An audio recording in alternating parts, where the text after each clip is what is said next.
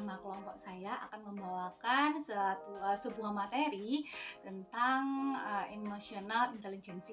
Tapi sebelumnya saya akan memperkenalkan dulu dalam opening ini tentang soft skill. Apa itu soft skill? Soft skill adalah satu keterampilan di mana kita dapat berinteraksi dengan orang lain ataupun satu keterampilan yang kita miliki untuk kita berinteraksi dengan diri kita sendiri. Jadi, keterampilan soft skill itu meliputi interpersonal dengan orang lain dan intrapersonal termasuk untuk diri kita sendiri. Setiap orang memiliki berbeda-beda keterampilan dalam soft skill. Apa yang mempengaruhi setiap orang itu dapat memiliki keterampilan yang soft skill yang berbeda-beda?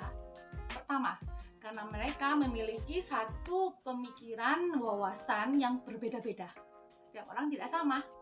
Yang kedua, setiap orang memiliki masing-masing tata cara dalam mereka berkata-kata dan berkomunikasi. Yang ketiga, setiap orang memiliki satu perilaku yang mereka lakukan dan itu masing-masing berbeda. Di dalam soft skill itu ada 10 hal yang dapat kita kuasai, yaitu tentang problem solving, time management, komunikasi, kreativitas, lalu negosiasi, collaboration, adaptability, emotional intelligence, kemudian decision making, dan organization. 10 hal tersebut perlu loh kita kuasai kehidupan kita sehari-hari, dalam kita bekerja, dalam kita meniti karir, dalam kehidupan kita, aktivitas kita sehari-hari dengan diri kita, ataupun juga sangat penting dalam kita menjalin relasi dengan orang lain. Itulah kenapa soft skill sangat penting. Nah, sekarang kita masuk pada teori kita, yaitu emotional intelligence. Kali ini kita akan mengangkat dari teori Daniel Goleman. Nah, sebenarnya emotional intelligence itu apa sih? Emotional intelligence adalah satu kecerdasan emosi di mana saat seseorang mampu mengendalikan emosinya, mengontrol emosinya dalam beberapa aspek. Nah, mari kita lihat aspeknya itu apa aja. Ada beberapa aspek yang bisa kita sebutkan menjadi 5 golongan, yaitu self-awareness, self-management, empati, kemudian motivasi, dan social skill. Itulah 5 aspek yang dimana kita dapat memahami aspek-aspek di dalam emotional intelligence.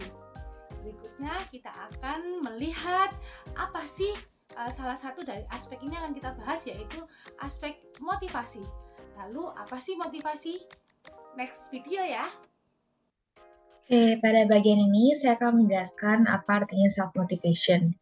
Memotivasi diri sendiri merupakan keunggulan emosional yang dapat membuat seseorang menjadi istimewa di tengah persaingan keras orang-orang yang memiliki keunggulan yang sama tingginya. Tetapi yang menjadi bedanya adalah tingkat ketahanan yang mereka punyai. Nah, itu yang membuat motivasi menjadi alasan kenapa mereka bertahan sampai mencapai tujuannya masing-masing.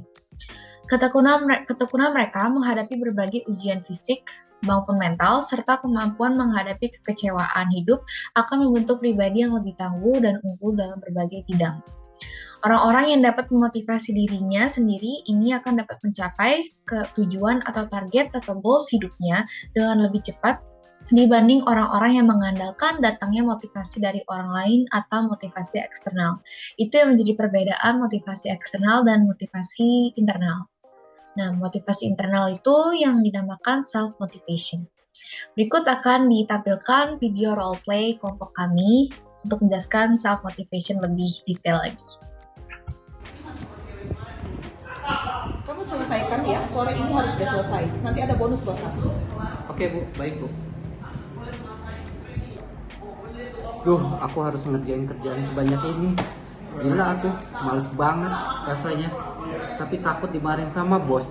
Aduh, udahlah, lagian dapat bonus juga. Aku harus ngerjain juga.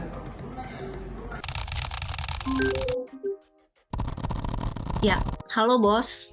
Tolong selesain due date-nya sore ini ya. Nanti ada bonusnya kalau kamu kerjain sesuai deadline. Oke.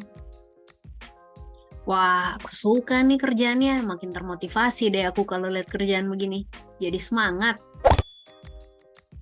Baik, saya akan melanjutkan masuk ke dalam kesimpulan dan penutup.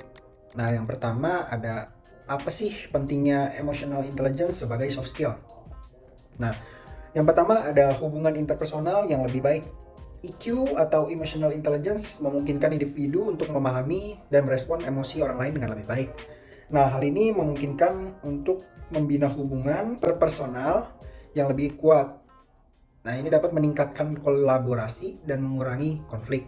Yang kedua, ada kepemimpinan yang lebih efektif. Pemimpin dengan emotional intelligence yang tinggi lebih mampu memahami kebutuhan dan motivasi anggota tim serta merespon dengan bijak terhadap emosi mereka sendiri. Nah, ini akan mengarah kepada kepemimpinan yang lebih efektif dan mampu memotivasi tim. Kita masuk yang kedua, yaitu implikasi soft skill pada karakter. Nah, yang pertama ada empati. Meningkatnya emotional intelligence dapat memperkuat rasa empati seseorang. Nah, memungkinkan untuk lebih memahami perasaan dan kebutuhan orang lain. Nah, ini membentuk karakter yang lebih peduli dan inklusif.